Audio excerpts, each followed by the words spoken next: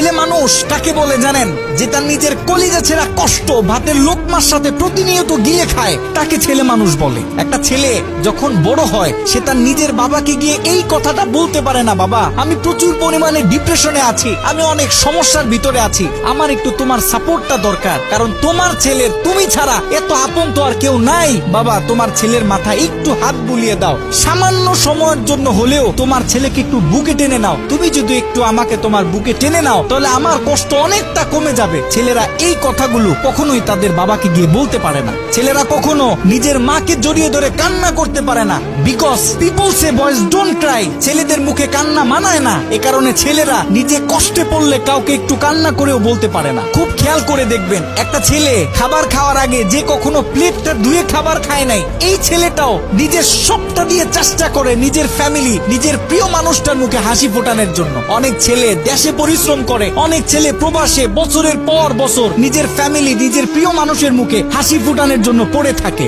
দিন শেষে ছেলেদের মুখে হাসি ফোটানোর মতো কাউকে পাওয়া যায় না। আমি মনে করি boys are the best actor in the world. এই পৃথিবীতে ছেলেরা হচ্ছে সব থেকে বড় অভিনেতা, কারণ ছেলেরা নিজেদের বুকে হাজারো লক্ষ কষ্ট পুঁতে রেখেও মুখে হাসি নিয়ে চলে, কারণ সে জানে আজকে আমি যদি ভেঙে পড়ি তাহলে আমার পুরো ফ্যামিলিটা অস্তিত্বহীন হয়ে যাবে।